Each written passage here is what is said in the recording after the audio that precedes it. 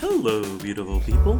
And welcome to a video on Dendro. It's not really the first video on Dendro, but it's the first video on Dendro that's based on leaks from a beta server instead of leaks from reverse engineers, which means this information, whilst definitely still subject to change, is a lot more reliable than the information we had initially, and it's pretty likely that the changes to it are going to be somewhat minor. So I figured I should do a video based on all the new information we have. In this video, we're going to be covering the two new reactions, Quicken, or Catalyze, and Bloom, their sub-reactions. Each one of those two reactions has two sub-reactions. So let's get into it. Originally, this video was planned to deep dive into all Dendro reactions, but due to time constraints, it will mostly cover Aggravate only. The first thing to understand is, what are the reactions? I made a very nice bunch of drawings. I drew all of those because I am, an amazing artist. I drew them using Paint and PowerPoint. The first main reaction is Hydro plus Dendro. Let me move the chat actually. Hydro plus Dendro will create a seed, right? It's like when you're watering a plant.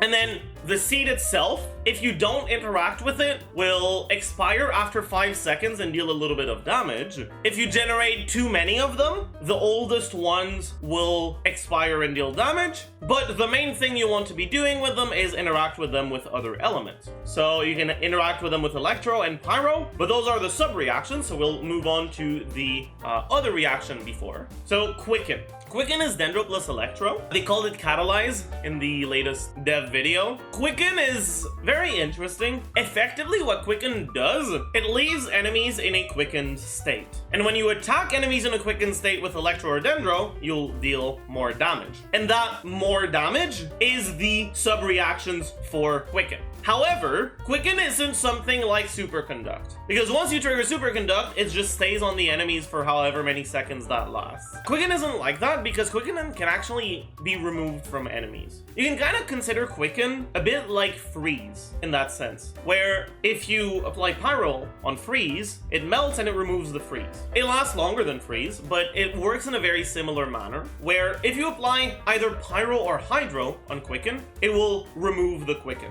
We are now the next day from the rest of the video, and I just wanted to specify a few things. The way that Bloom works with Aggravate is Bloom will remove a certain amount of the Quicken duration, basically, right? Whereas Burning will remove Quicken entirely, Bloom will only remove a part of it, albeit a pretty big part of it, but not entirely all of it. So if you have fast enough Electro and Dendro application to re-trigger Quicken right afterwards, you might not actually lose any Quicken uptime and still have all of it. That being said, if you apply either two units of Hydro or two different sources of Hydro, like Xingto's C6, it applies 1 unit of Hydro twice on the third wave, on every third wave, then that is going to remove the Quicken entirely and you'll have to reproc it. Does that mean that you're not going to use unit Xingto in Hyper Bloom team? Not necessarily, because his personal damage is pretty high, whereas when you look at the actual Hydro units with slow enough Hydro application not to yoink your Quicken uptime, it's basically just Kokomi. And I guess Barbara, but basically just Kokomi,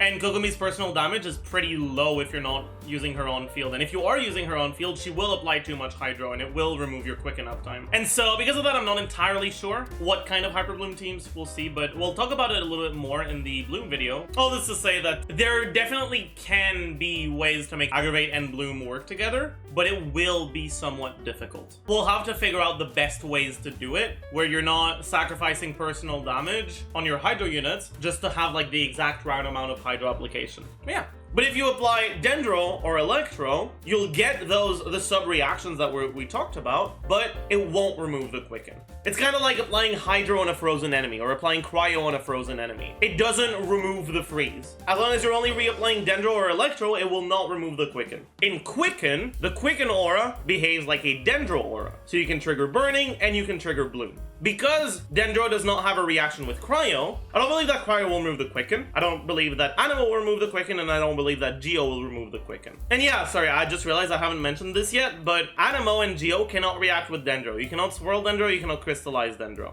But yeah, let's get into the sub-reactions for Quicken. So once you have an enemy that's Quicken, applying more Electro and more Dendro to it can trigger further reactions. You can trigger Aggravate with Electro and Spread with Dendro. Aggravate and Spread do the same thing. They're effectively the same reaction, but Spread just deals a little bit more damage than Aggravate, which is kind of just there because the Dendro characters are not as good as the Electro characters. And yeah, by the way, I'm using a gray Dendro to represent the Quicken aura. Aggravate is a reaction, so in order to trigger it, you need to apply an element. Attacks that do not apply an element because of internal cooldown will not trigger Aggravate, and they will not get the damage bonus from Aggravate. The way that the damage bonus from Aggravate works is very similar to a Shenhe Icy Quill. Effectively, it increases the damage of your hit that triggers Aggravate by a certain amount, but that amount can scale with crit, and it can scale with damage percent. Same for Spread. I'm going to be talking basically only about Aggravate, but Spread is the same thing, so it applies to both. Because it is a reaction, but Electro does not remove the Quicken aura when you trigger it, what ends up happening is you can trigger multiple Aggravates in a row without having to reapply Dendro. As long as the enemy is still quickened, you can Aggravate over and over and over and over and over and over again, even if you don't have fast Dendro application. Now this is actually incredibly relevant, because what this means is you can have multiple Electro characters triggering Aggravate with only a tiny little bit of Dendro. It's like if Kokomi's E was enough to vaporize Hu Tao and Xiangling at once. Obviously, Vaporize and Aggravate don't work the exact same way, but my point here is that it allows for different interactions between Electro characters than the other reactions do, because you don't need to reapply the aura element multiple times. You only need to apply it every once in a while to make sure that the enemy is always quickened. Now that's really nice. And the main ramification, the main effect of this is that characters with fast elemental application who would struggle beforehand to be good because they applied too much element to actually be the trigger will now be able to do that, right? They'll be able to always be the trigger nonetheless. They'll be able to have themselves be the ones that trigger the reaction. Who is a good example of a character that applies a lot of Electro? The first one we're going to start with is Fischl. Fischl has this little ability called Undone Be Thy Sinful Hex. And this shit is fucking nuts. This single-handedly is gonna hard carry Quicken. Now, keep in mind, I'm going under the assumption that Aggravate is considered an Electro-related elemental reaction. From what I've seen, it seems to be the case right now from the leaks, but leaks are always subject to change. It is very possible that they remove the interaction. The purpose of this video isn't to be like, oh yeah, this is what's gonna be good, this is what's gonna be good, this is what's gonna be good. No. The purpose of this video is to look at the reactions and the kind of archetypes for teams that can emerge right here, right now, from those reactions. The ways in which current characters will be able to abuse them. Once 3.0 is here, make sure it's still the case, you know? You can make sure it's still the case by coming to Ask Me on Twitch at twitch.tv/thejeff77, where I'll probably be doing a 24-hour stream on the 3.0 patch day. So, if you want to know if things have been confirmed, what works, what doesn't, you can head there. Link in the description. Very cool. Also, subscribe, it helps a lot. Videos have been, kind of popping off lately, which I appreciate a lot. The better the videos do, the more I can focus on, not stressing the fuck out about rent and shit. But yeah, it really does help, and I appreciate all of you guys that do. And I get a lot of very, very nice comments, which I'm so incredibly thankful for. To those people that leave the very nice comments, if you want to help my channel even more, send the video to a friend, right? That's the best way you can help the channel. Anyways, here's the way that Fischl's Ascension 4 works. It has an internal cooldown on how often it can trigger, right? So this can only trigger once every 0.5 seconds. But what it does not have is an internal cooldown on elemental reactions. Every time this triggers, it will apply Electro. But what happens when you apply Electro on a quickened target? You aggravate. So every time your on-field character aggravates, Fischl's Ascension 4 will trigger, it'll deal 80% of her attack as damage, and she will aggravate. Now, that's really fucking good, because a lot of Electro characters can actually aggravate relatively often. You look at Raiden, for example. Raiden's probably the best example for an on-field Electro character. Over her burst duration, if you're doing N3C times 3 plus N1C, which is the generally recommended combo, you'll trigger 8 reactions from your burst, and you'll trigger 2 or 3 reactions from your E. That's like about 10 aggravates, which means you're triggering 10 aggravates with Fischl. 10 additional aggravates on top of just the normal Electro application from her elemental skill. But Raiden is actually one of the characters that applies Electro the slowest when it comes to Electro on fielders. If you look at someone like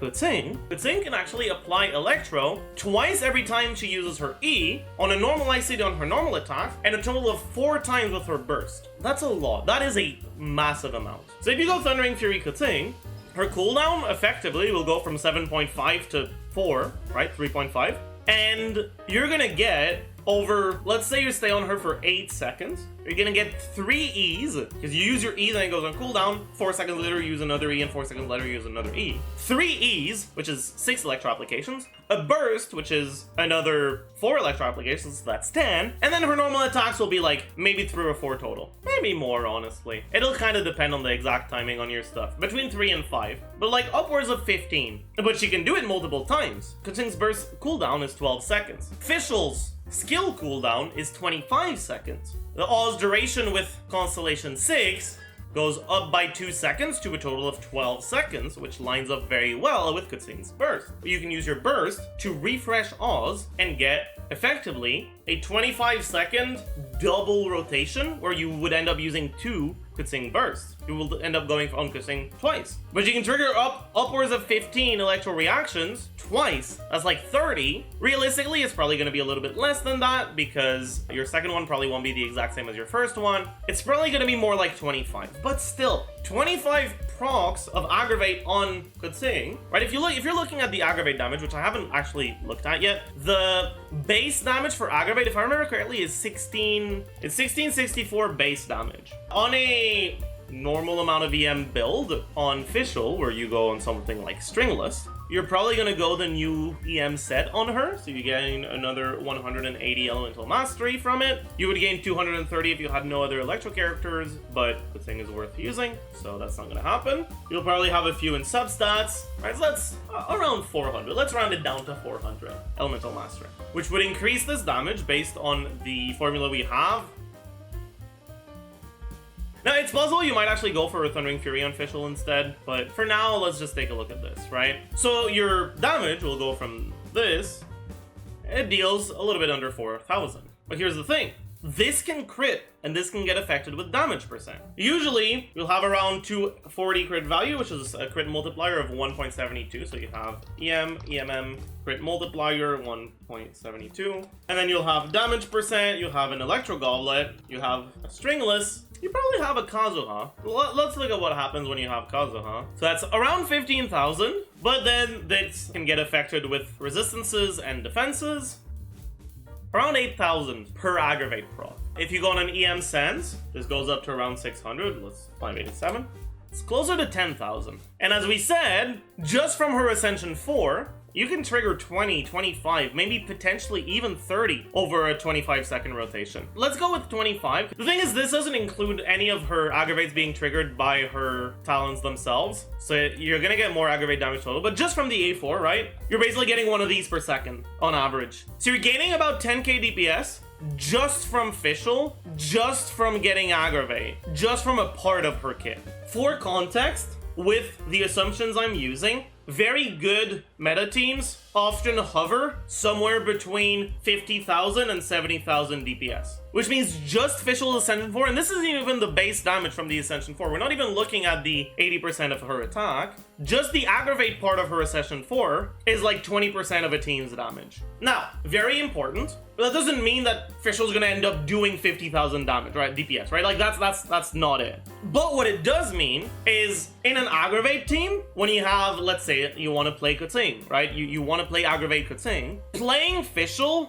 basically is about as important as playing Xingqiu with your Hu Tao. I think that's the best way to put it. Fischl's Ascension 4 and base kit are as much of a buff to a team like that like a Xingqiu is to a Hu Tao. Not quite as much, but it's such a massive amount of damage that she's getting there But yeah. So what you end up getting is a very significant portion of your team's damage from Fischl's Ascension 4. Now, here's the best part about all of this, is Fischl's Ascension 4 doesn't get buffed by most of her constellation. This doesn't matter, doesn't matter, doesn't matter, doesn't matter, doesn't matter. Her C6 increases her skill duration by 2 seconds, which is a bit of a buff to the Ascension 4, because you can trigger it, well, more times, because alls last longer, but it's not a massive buff. In other words, Fischl's constellation reliance will go down a little bit because more of her damage will be coming from her Ascension 4. It'll be easier to trigger Electro-related elemental reactions with your on-field character, because this only works when your active character triggers them, right? It'll be easier to do that with Aggravate because you're always going to be triggering Aggravate every time you apply Electro, and so more of her damage is going to be coming from her Ascension 4, which means less of her damage is going to be coming from her skill, and therefore less of her damage is getting increased by Constellation 3, by Constellation 4, by Constellation 2, by Constellation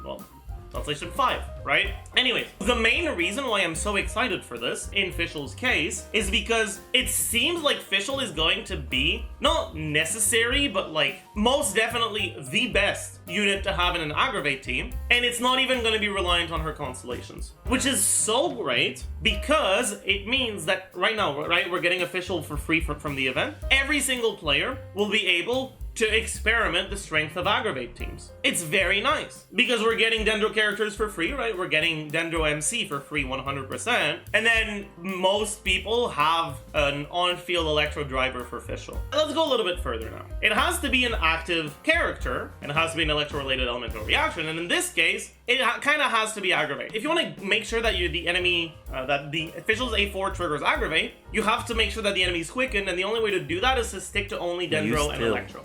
Potentially Animo as well, though. So the only reaction that you can on-field unit has to either trigger Aggravate or Quicken, or Swirl. Technically, they can also trigger Crystallize or Superconduct, but I don't think that's going to be very good. So effectively, the good drivers for Fischl in a team like this will be Animo characters and Electro characters. We've already talked a little bit about Keqing and how many Electro applications she has. That being said, Keqing's base damage output is pretty bad compared to a lot of the other units, which means that even if she does apply more Electro than most of the other Electro on-fielders, the teams will probably not be quite as good as some of the other ones you can do. That being said, they will still actually be pretty decent, assuming they don't change the interaction, which is probably something that Keqing players will be very happy about. Keqing being a good driver for Fischl is very good for Keqing. It's very good for her place in the meta, and it means that she's going to be a lot more useful than she currently is. Yaemiko is actually another pretty solid driver for Fischl. Her